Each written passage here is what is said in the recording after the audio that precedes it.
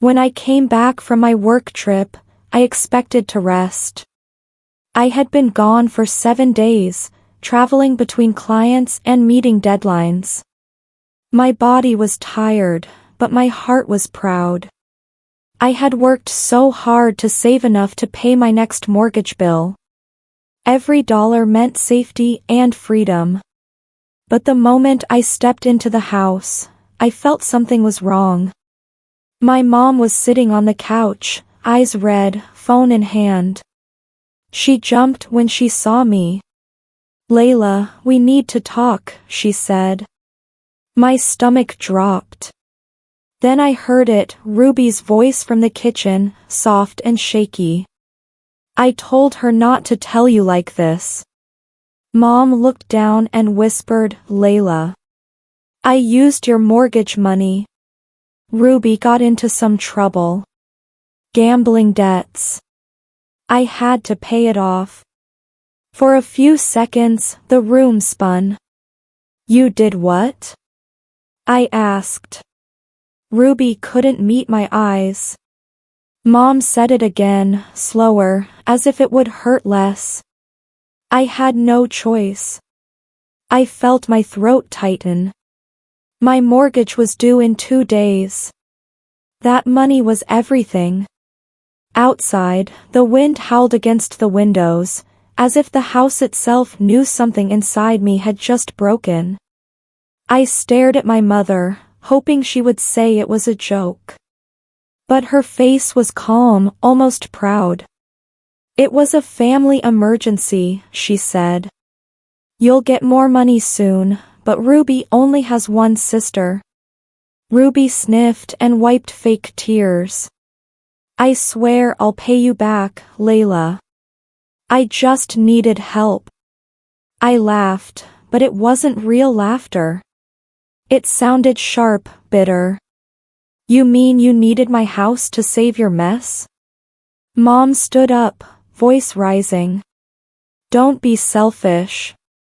Family comes first." My heart pounded so loud it felt like thunder inside my chest. "Family?" I whispered. "What about me?" Neither of them answered. Ruby just kept crying softly, but her eyes flickered with something, satisfaction. That night, I sat in my room staring at my mortgage statement. Every figure burned into my brain. Years of saving, gone. When my phone buzzed, I answered, thinking it was a friend. But it was the mortgage officer, reminding me my payment was due in 48 hours.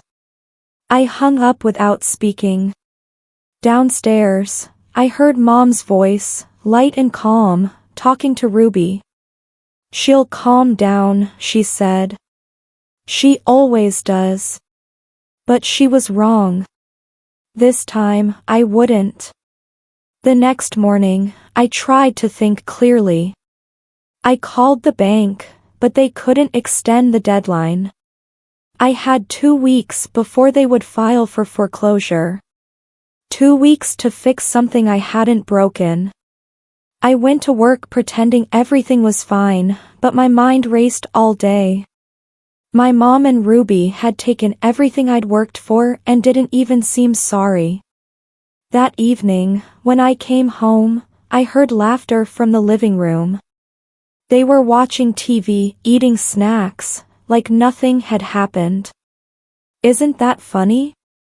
Mom said to Ruby, and they both laughed again. I stood there, frozen. "Did you even think what this does to me?" I asked. Mom turned, irritated. "We said we'll fix it. Stop being dramatic." I felt my voice shake. "You stole from me. How is that not dramatic?" Ruby looked away, biting her lip. Later, while I was upstairs packing for work the next day, I heard Mom whisper to Ruby, "Don't worry. She'll pay it off somehow, like always." That sentence broke me more than losing the money. Because I realized they never saw me as family. only as a solution. And this time, I was done being their fix. That night, I couldn't sleep. I lay in the dark, staring at the ceiling, hearing every word my mom had said echo in my head. She'll pay it off somehow. By morning, my tears had dried, replaced with something colder. I had always been the one to help, to forgive, to repair. But what did that give me? Just more pain. At breakfast, I acted calm. "It's okay," I said softly. "You were right, Mom. I always make things worse by fighting." She smiled, relieved. "See? I knew you'd understand." I smiled back, but inside, I was building a wall. While they chatted about Ruby's new, fresh start, I quietly took notes, dates, payments, texts, every bank message. I made copies of receipts and statements. I started saving screenshots of their conversations. Every tiny detail would matter. Because I wasn't going to yell anymore. I was going to prove. That night, as I tucked the documents into a folder under my bed, I whispered to myself, "This ends with me." For the first time in years, I didn't feel weak. I felt steady. And for the first time, I began to plan, not for peace, but for payback. Over the next few days, I played my role perfectly. I acted tired, quiet, and distracted. I stopped arguing. When Mom offered advice, I nodded. When Ruby asked to borrow my charger, I smiled. They thought I was healing. They had no idea I was observing. Mom bragged on the phone to her friend that I had matured and learned to let go. I almost laughed. One evening, Ruby said, "Maybe you can help me fix my credit next month." I promise, no more gambling. I pretended to think. "Maybe," I said. Her face lit up, and I could see her greed bubbling just under the surface. That night, as I washed the dishes, I watched them in the reflection of the kitchen window. My mother scrolling her phone, Ruby laughing about a casino ad. They were so confident I'd never fight back. I dried my hands and whispered, "Let's see how you like losing something that matters." Because their mistake wasn't just taking my money. It was believing I'd always forgive them. They had taken everything from me once. Now it was my turn to take everything back. I started digging deeper into my bank accounts, and what I found made my stomach turn. My mom had been using my login details for months. Small withdrawals here and there, $100, $250, always just under what I'd notice right away. She must have remembered the password I gave her long ago when I helped her pay a bill. I stared at the screen in disbelief. My own mother had been stealing from me long before the mortgage disaster.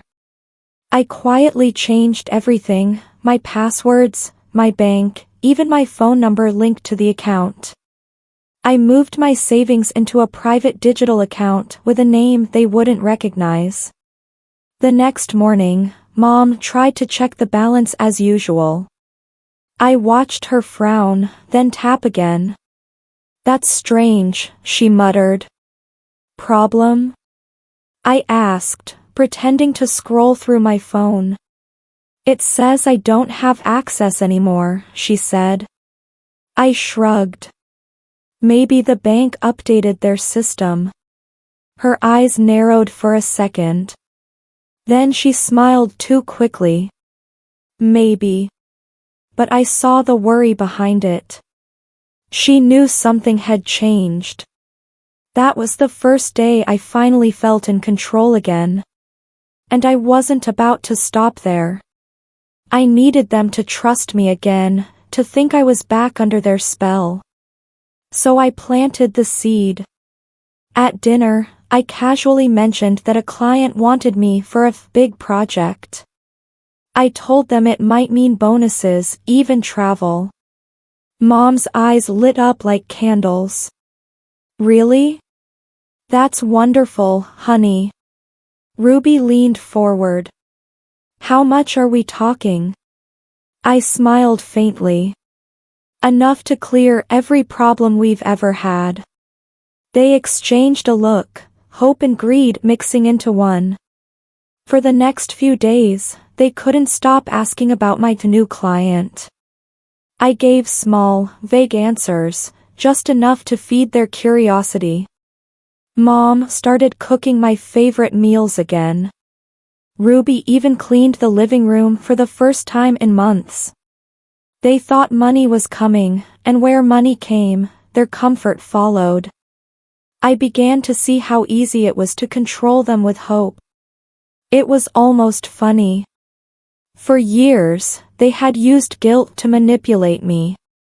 Now, I was learning to use greed to manipulate them. And I didn't even feel guilty about it. A week later, I gave Mom $200 for groceries. She smiled, kissed my cheek, and said, "See? You're always so generous." I followed her car that afternoon, staying a few blocks behind. She didn't go to the supermarket. She stopped at an ATM beside Ruby's favorite casino downtown. I parked across the street, watching from my car. 15 minutes later, Ruby walked out of the casino, laughing with her friends, a drink in hand. She looked free, like nothing bad had ever happened. My jaw clenched. That night, Ruby posted photos online, bright lights, fancy glasses, captions like "feeling lucky again." Wink. I took screenshots of everything and saved them to my insurance folder. At dinner, Mom said, "The groceries were expensive today." I smiled. I'm sure they were. They didn't notice my tone. They didn't notice me watching them so closely. They only saw the same old Layla, the forgiving one. But this time, I wasn't forgiving. I was learning. And soon, they'd learn too, exactly what it felt like to be used. By then, my insurance folder had become a small treasure chest of proof. Screenshots, statements, photos, every lie they had ever told was now sitting neatly on my laptop. Each night, I organized it like a puzzle. Every piece had to fit perfectly. I started writing down exact times and details, like a detective. When Mom withdrew money. When Ruby went gambling. When they lied. I even recorded conversations, letting my phone sit on the table while we talked. Mom often bragged about handling family finances. Ruby would laugh about lucky nights. They never thought twice. I labeled the folder evidence. Sometimes I would open it late at night, scrolling through their photos, their smiling faces, and feel a chill. They had turned me into someone cold, but I didn't regret it. This was survival. One evening, I looked at the file and whispered to myself, "Not yet. Let them sink a little deeper first." Because real revenge isn't fast. It's patient. 2 weeks later, I began pulling away. I stopped giving them money. I stopped taking their calls after work. At first, Mom acted sweet, texting heart emojis. Then she grew irritated. "Why are you avoiding us? You've been distant lately." I replied, "Just busy." Then Ruby called, angry. "Mom's rent bounced. You said you were getting paid." I almost laughed. Did I? Her tone turned sharp. "Stop playing games. You know we count on you. Maybe that's the problem, I said. The line went silent. A few days later, Mom came by my house unannounced, banging on the door. You can't just ignore family, Layla. I opened the door and smiled. I'm not ignoring anyone. I'm just done being used. Her face twisted. You're so ungrateful. I tilted my head. Ungrateful? For what? Having my mortgage stolen? She had no answer. She just stood there, stunned. When she left, I finally breathed in peace. For the first time, their chaos wasn't mine anymore. But my revenge had only just begun. Weeks passed, and they finally stopped calling every day. I could tell the silence was driving them mad. Then, one Friday evening, Ruby showed up outside my office. She looked desperate. Layla, she said, forcing a shaky smile, Mom's behind on her rent again. Can we talk? I motioned toward a nearby cafe. As we sat down, she leaned close. I'll pay you back this time. I promise. I stared at her, remembering the last time she said that. You said that before your last lucky streak. How'd that go? She winced. I'm done gambling. I swear. I just need a few hundred to get her landlord off our backs. Her hands trembled. Her lipstick was smudged. For the first time, I saw fear in her eyes, not arrogance. I pulled out my phone and pretended to transfer money. Then I looked at her. Actually, I have a better idea. She frowned. What? I can help you fix everything, if you help me first. Ruby hesitated. What do you mean? I smiled. You'll see.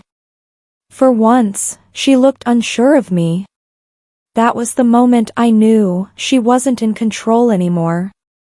I was. The next week, I invited Ruby to my apartment.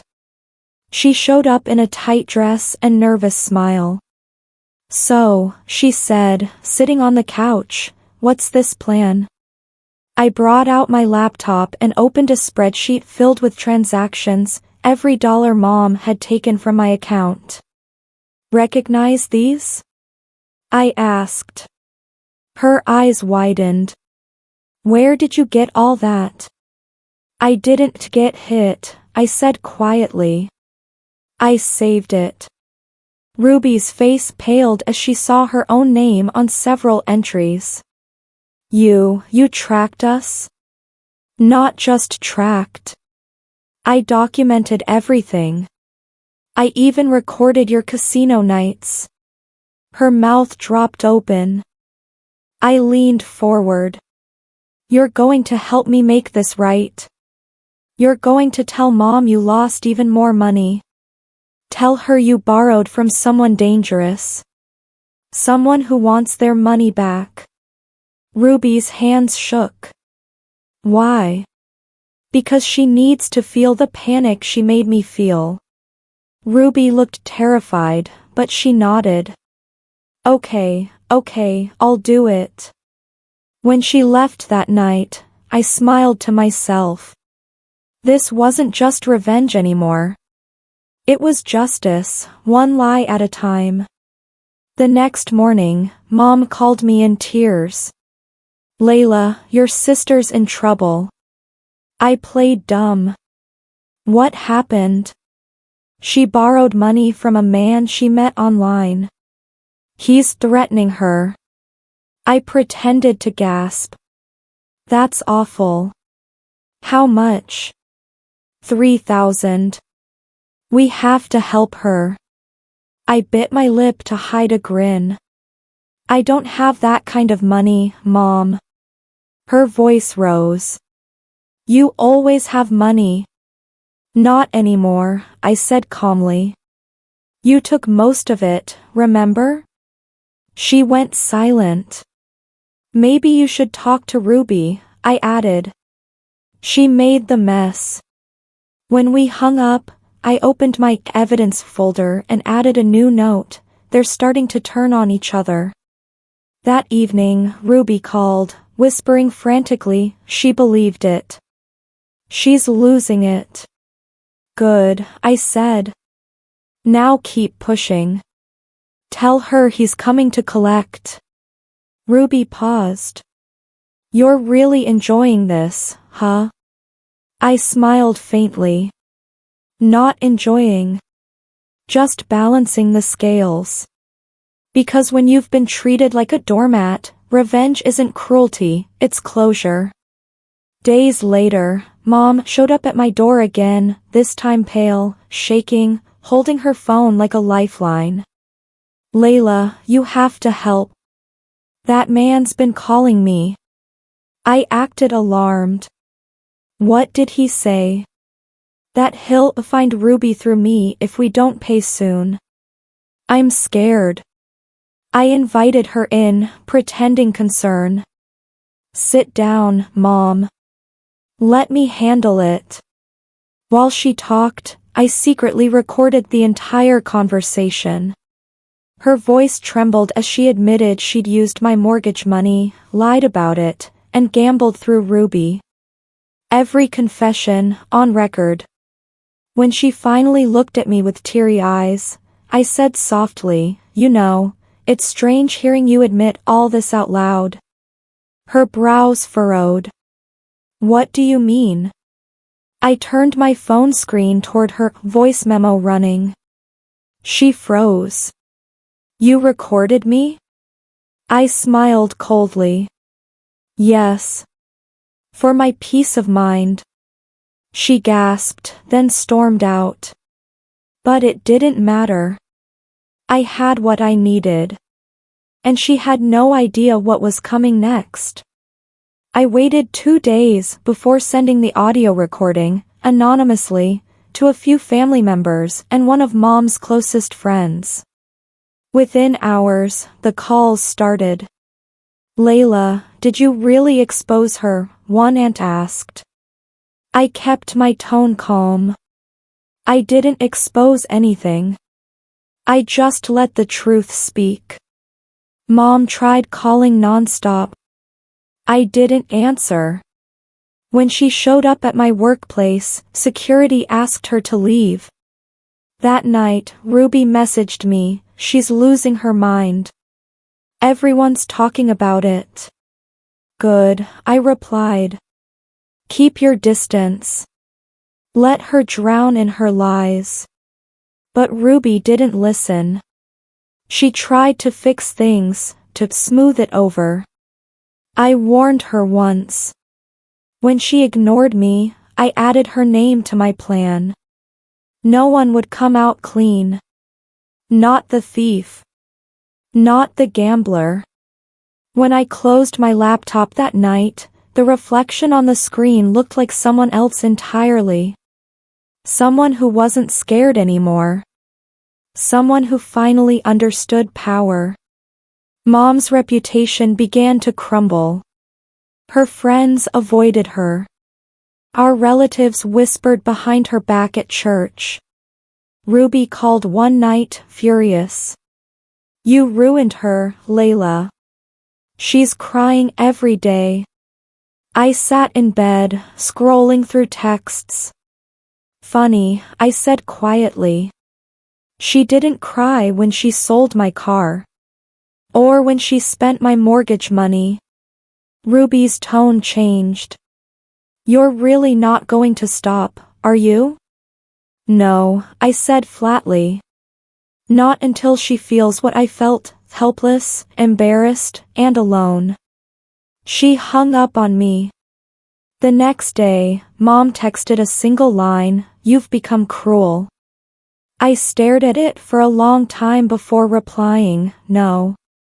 I've become free." That weekend, I uploaded a private post to my community page, a story written in third person, but everyone knew who it was about. I didn't name names, but the clues were enough. Within hours, the post went viral. Comments poured in, "That poor woman. Imagine your own mother doing that." Mom's mask finally cracked. She called again, begging me to delete it. But it was too late. The world finally saw her for who she truly was. Ruby showed up the next morning, furious and shaking. "Mom's having panic attacks, Layla. She can't leave the house." I stared at her coldly. "Then she's finally learning what fear feels like." Ruby slapped the table. "This isn't you. You're acting like a monster." I leaned closer. "I learned from the best." Her eyes flickered, guilt flashing for the first time. "You really hate us that much?" I took a breath. "No, Ruby. I don't hate you. I just stopped loving the idea of you two being family." She went quiet. Then, softly, she said, "I didn't mean for it to go that far. I thought she'd replace the money." "She never does," I said, voice trembling. "You both used me until I had nothing left." Ruby's eyes filled with tears. "So what now? You destroy us completely?" I stared past her, my jaw tight. "No. You'll do that yourself." She didn't understand what I meant. Not yet. But soon, she would. 2 weeks later, I received an anonymous email. Attached was a photo, Ruby at a casino, drinking, laughing, surrounded by chips. The timestamp? Just 3 days ago. My stomach twisted. So she hadn't stopped. I posted the image on the same page where my earlier story had gone viral. The caption was simple, "Some people never change." Within hours, the comment section exploded. People who had defended Ruby now turned against her. "She's just like her mom," someone wrote. "Greedy and shameless." I didn't reply, didn't say a word. I just watched it spread. That night, Ruby texted me in all caps, "What have you done?" "The truth," I replied. She called repeatedly. I ignored her. When she showed up at my apartment, pounding on the door, I didn't open it. Through the door, I heard her sob. "You don't understand. I was trying to win it back for you." I almost laughed. They always said it was for me. But it never was. Days later, Mom came to my office unannounced again. Her eyes were red, her hair messy, her voice hoarse. "Layla, stop this. Please. You're tearing us apart." I sighed. "You already did that. I'm just cleaning up the mess." She sat down, trembling. "You've made me a laughingstock. Ruby won't talk to me. My friends are gone. I can't even show my face. Now you know how I felt when you took everything I worked for." She covered her face, whispering, "I didn't mean to hurt you. I just wanted to help her."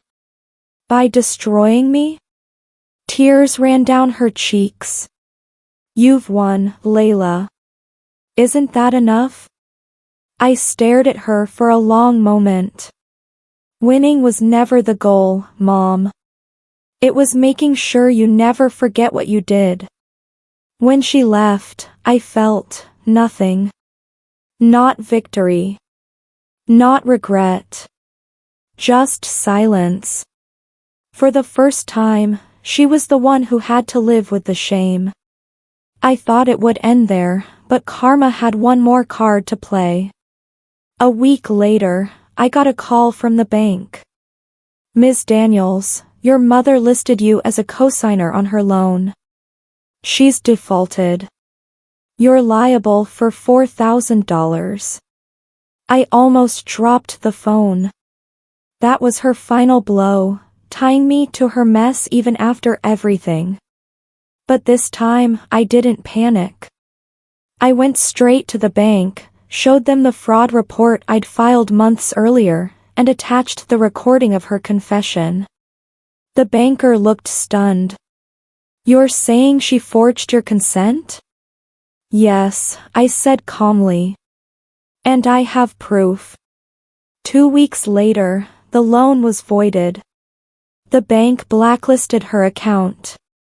Ruby texted me, "Mom's losing everything." I stared at the message, then typed back, "Good.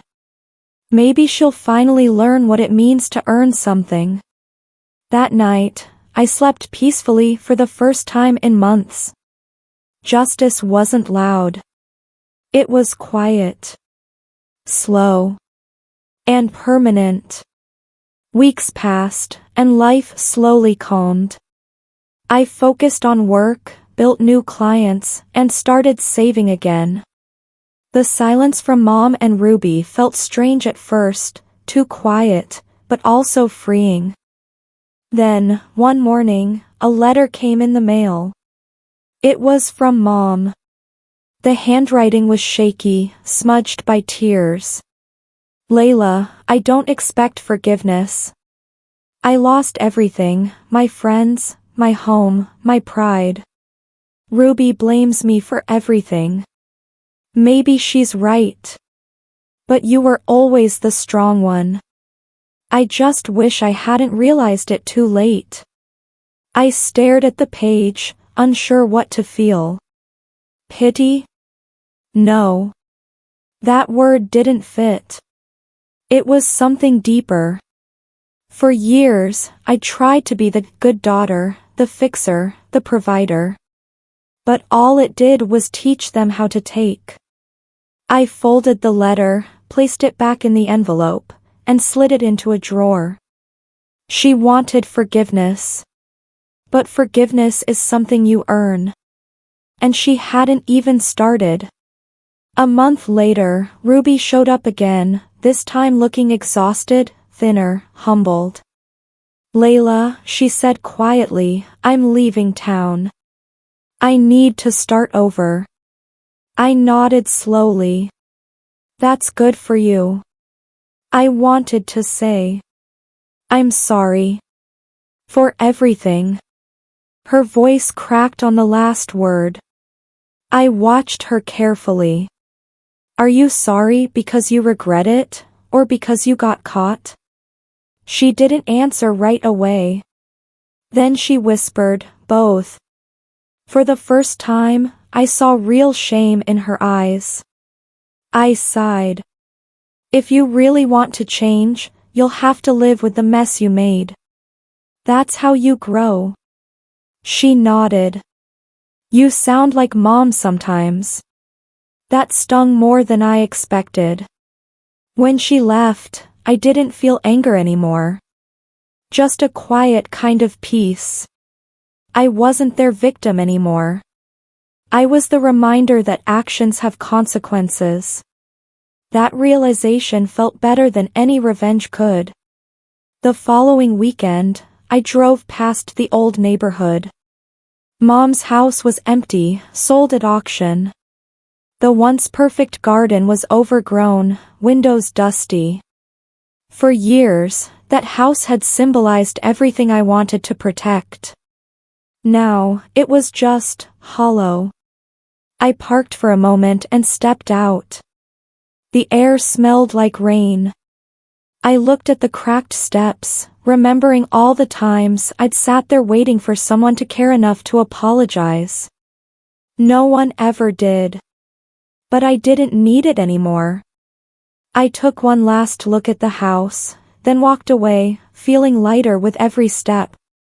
Halfway down the block, my phone buzzed, an email from a new investor, approving my business loan. I smiled to myself. My new company, Phoenix Consulting. The name felt right. Because from the ashes of what they destroyed, I'd built something stronger. Not revenge. Rebirth. Months later, at a local networking event, I ran into an old family friend who had seen everything unfold online. "Layla," she said, "I have to say, what you did took guts. Most people would have broken down." I smiled politely. I did break down. I just didn't stay there. She nodded, impressed. "Do you ever think you went too far?" I paused, thinking about that question. The recordings, the exposure, the fallout, it had all been brutal. But then I remembered the nights I'd cried myself to sleep, wondering how to rebuild after they took everything. "No," I said softly. "I think I went just far enough." She smiled. "You're stronger than anyone gave you credit for." For the first time, I believed it. Because revenge wasn't about destroying them, it was about reclaiming me. And that, more than anything, was worth it. It was late one night when I sat by my window, the city lights flickering like old memories. My life wasn't perfect, but it was mine again. I had peace, stability, and a sense of control I never thought I'd feel. I opened my journal and wrote one final entry. Sometimes justice doesn't come from forgiveness. Sometimes it comes from making sure they never forget what they did. Mom hadn't called in months. Ruby had moved out of state. And I didn't chase either of them. Some stories don't need happy endings. They just need closure. I leaned back in my chair, exhaling deeply. For the first time, the past didn't feel heavy, it felt like proof of who I'd become. A survivor. A strategist. A woman who turned her pain into power. I closed my eyes and smiled. Because revenge might have started the fire. But strength was what kept me standing in the light.